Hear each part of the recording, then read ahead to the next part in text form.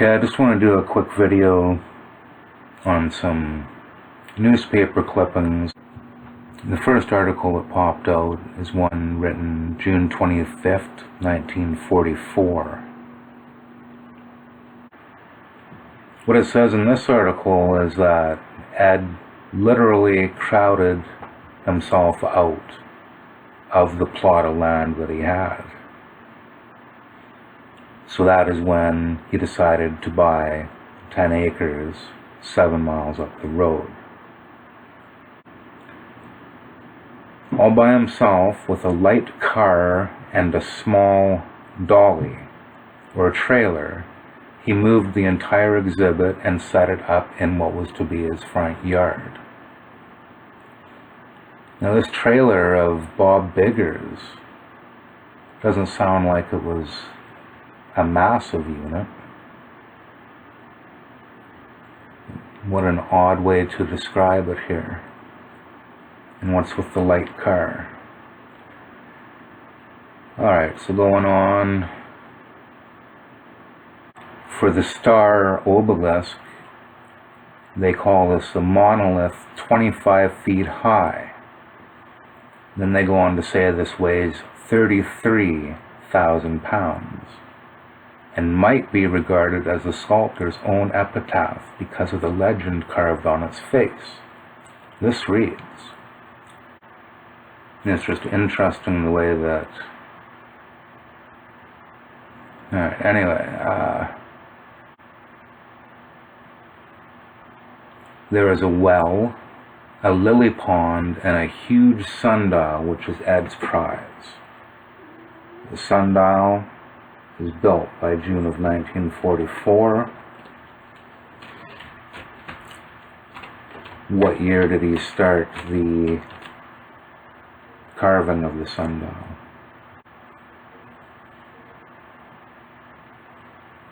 Take out your watch, he said, pausing for a rapid calculation before the dial, and you will find it to be exactly 27.5 minutes past 3 o'clock post-meridian, Eastern wartime. And it was. This and the astronomical exhibit indicate a deep interest in and knowledge of mathematics and physics. They also help to explain the sculptor's present hobby, that is, electrical experimentation. He says he hopes to solve the secret of electricity, and those who know him say all he needs is time. 1966, HIL Productions. They made a short movie called Magic Globe. Some of it was filmed at the Coral Castle.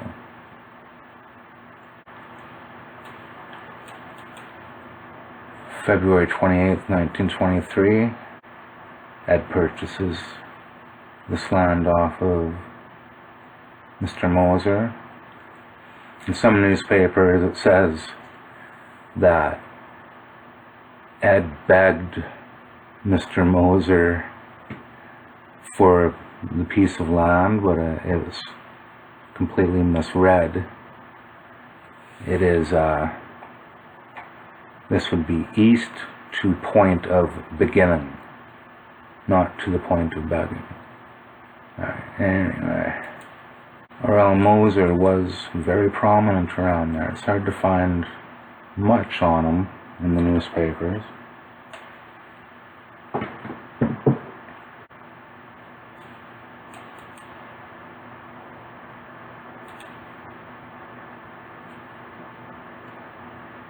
Now this is interesting. March 1954,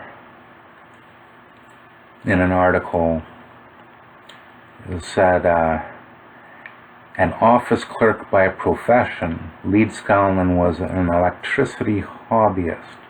With his meager funds, published several treatises on magnetism and electricity, with which he also experimented. An office clerk by profession, where does that come from? There's another article somewhere that Ed says, or that says Ed was a camp chef, camp cook.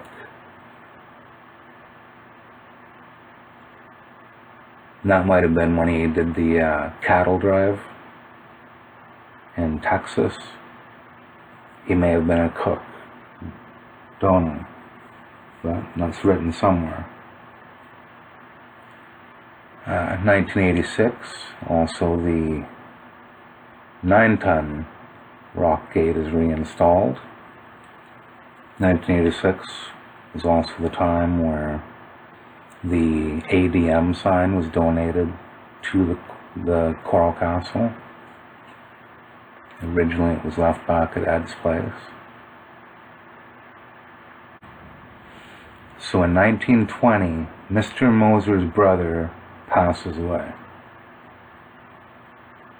Alright. Because there was some interesting stuff. I'll find that yet here. Now, R.L. Moser says he came from Topeka, Kansas, took up a homestead and planted Outer Grove. Largely instrumental in bringing a number of settlers into this section. He has a subdivision of 10 acres just north of town, and is also handling the Miller addition of 5 acres. I've looked at these divisions. I can't peg right where the Moser's homestead was. It said that Ed built out back behind the orchard of the Mosers. I think the Mosers are on one side of the street, orchard's on the other side. They're on a different parcel. Oh. Okay, on we go. Person that wrote the Coral Castle book, Colonel Carroll A. Lake. I can't find anything on this person. The internet sucks these days, honestly. This is one thing I found in the newspaper, and they say that he is now on the Miami Daily News staff. Meanwhile, I've found no other articles. Nothing. Sounds like he could have had some good contacts. So, it's 1946. Ed's still alive at this point in time. Lieutenant Colonel Carroll A. Lake very possibly was friends with Ed. 1968. Some other movie was filmed at the Coral Castle. It would be great to see footage of it. And this guy had all sorts of troubles back then. Roseburg, Oregon, 1916, December 18th, 1916. It's listed down here as labor, special number 7.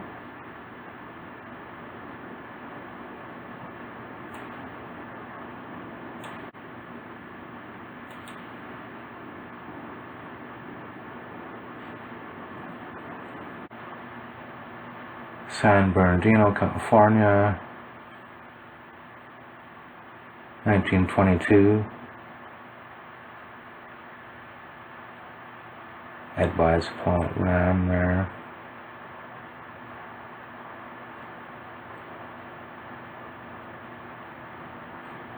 $1975. More television exposure, and this is by Telefilm Saar of Saarbrücken, Germany. And this is a strange one here. 1932, back at Ed's place.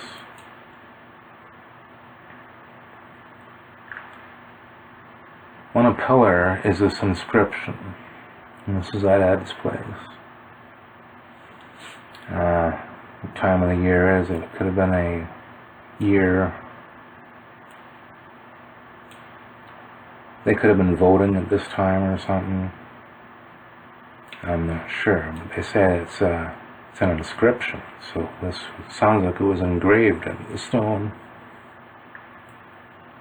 You can also find a number of these newspaper clippings at Leedskalnin.com in the message board. This says, "Vote sensibly. You received the state from your fathers as white. You shall deliver it to your children as same. Don't be a traitor."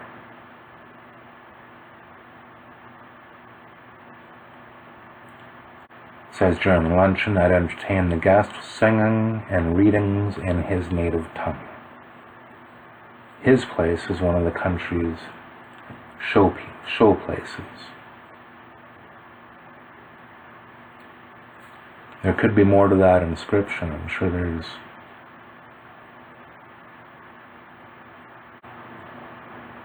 Now, one of the strangest articles before Ed moved everything over to Rock Gate property, 1935, and this article showed up in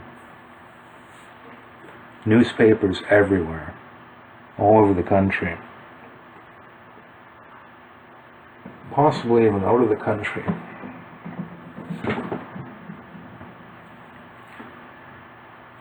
It's very strange the way the article is put together. It's Ed Leedskalnin Stone. That is a jot on a suburbanite who came her 40 years ago and is still waiting for the sweetheart he left in Sweden. Meanwhile, he has hewed a stone house for her, with furniture all of solid stone. Some of the chairs weigh 2 tons. I think it is time somebody broke the news to Mr. Leedskalnin as gently as possible that no woman is going to move into a house where she won't be able to rearrange the furniture every now and then. Now, oddly, this article showed up in a zillion newspapers all over the place at the same time. Makes me wonder, could there be something to this article?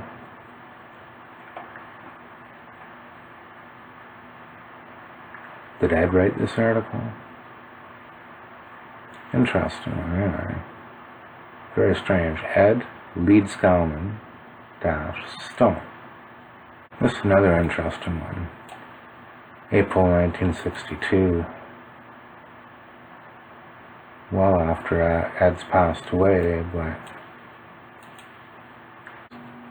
although no one ever saw him quarry the blocks of coral, from the tools left there is some idea of his procedure. He had designed a tool to which he attached a wire cable.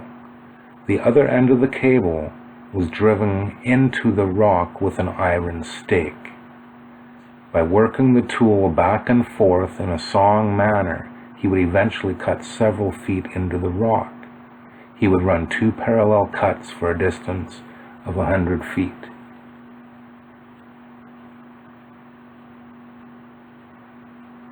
Now, does he have a 100-foot cable, or was he doing it all in sections? That's very cool. That's interesting. Alright, next, what else we got?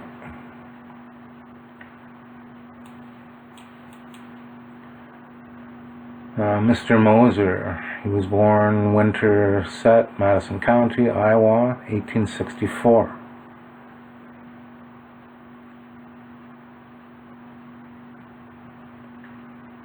Moved to Iowa before the Civil War, in which he served as a federal volunteer. Family moved to Kansas after the war. Mr. Moser and his brothers received their schooling in Kansas. 1897, he met and married Miss Frances Leedskalnin of Emporia, Kansas. Mr. Moser and his young wife first engaged in farming, but later, from 1905 until 1910, he was connected with an independent oil concern in Topeka.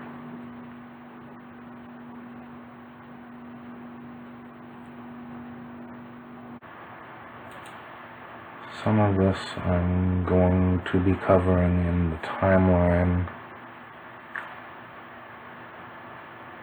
And interestingly, it is mentioned that this being Rock Gate, is open free to the public. Ed never asks for a fee, but he gets enough voluntary contributions for what he calls the grocery bill to keep him well fed.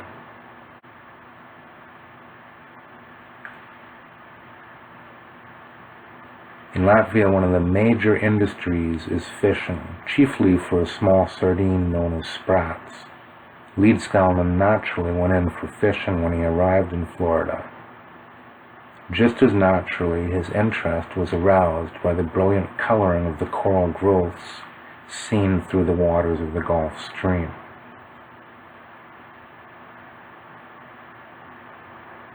This is interesting with Moser, too. Mr. Moser came to Miami because of illness with his family in May 1910. Being a victim of chronic stomach trouble, he realized he must find a milder climate. Hearing of conditions in southern Florida, decided to move here. Yes. So it's interesting that him and Ed have the same backstory. Alright, here's that article on Ed.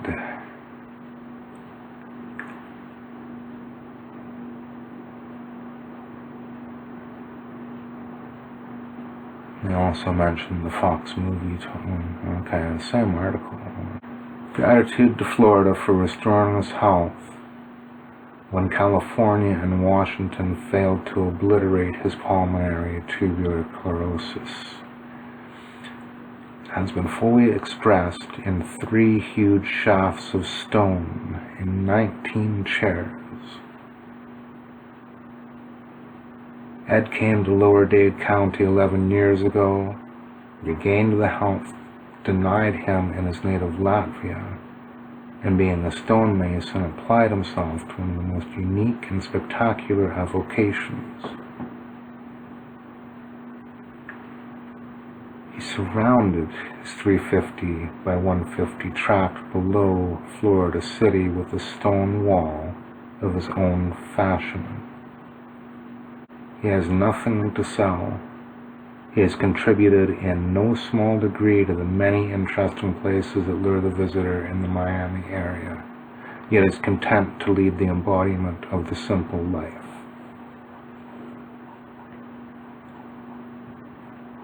Now, of course, I don't have a date on there, but somewhere there's a date.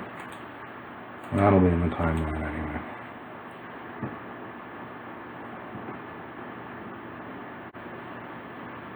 "1956, Going Places." This would be a great one to find too. This would be a really good one to find. Merv Griffin conducts viewers on a tour of Rockgate Park. This is a chair from another video from Ed's music room at Ed's place. This is one of the chairs that fits together with the other chair, with the wedge. Comes out, the opposite. That's the chair right there. Yeah. Set up by the sundial.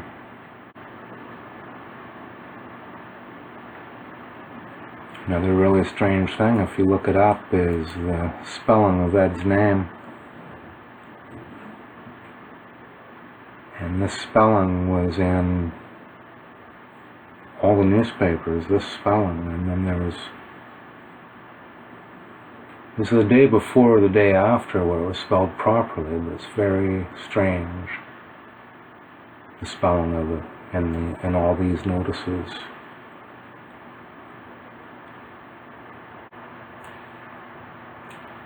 Another death note, December 1951, December 12th. Edward Leedskalnin.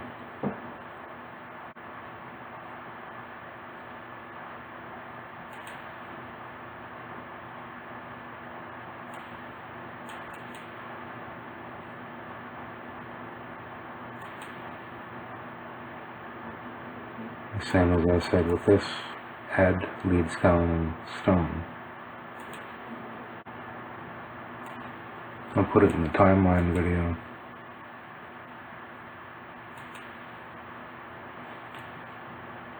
Very hard to find a picture of him.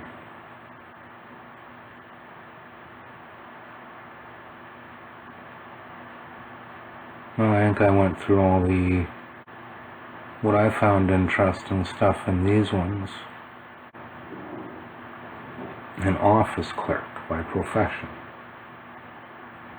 How odd. 1954 that was written. All right. I hope everybody has a good day. Thanks for all your time.